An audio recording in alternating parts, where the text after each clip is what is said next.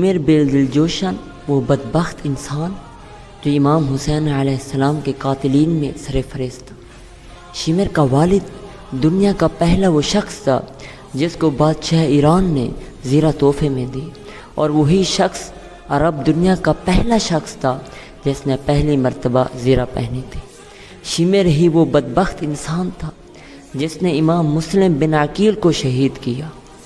حالانکہ شمر حضرت غازی عباس کے سگے ماموں تھے۔ شمر نے پیغام بھجوایا، اے میرے بھانجے، آپ کربلا سے چلے جائیں، آپ حضرت امام حسین علیہ السلام کو چھوڑ کر چلے جائیں، آپ کو ابن زیاد کی پناہ دی جائے گی۔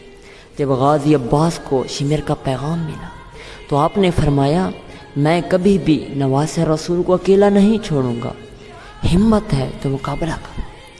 کربلا کے بعد جب مختار ثقفی نے شمر کو قتل کرنے کا ارادہ کیا تو شمر بھاگ گیا۔ شمر کو پاتے ہی مختار ثقفی نے شمر کا سر گردن سے الگ کر کے کالا کیا، پھر نیزے پہ لٹکایا اور پورے کوفہ میں گھمایا اور اس کے دھڑ کو کھولتے ہوئے تیل میں ڈالا۔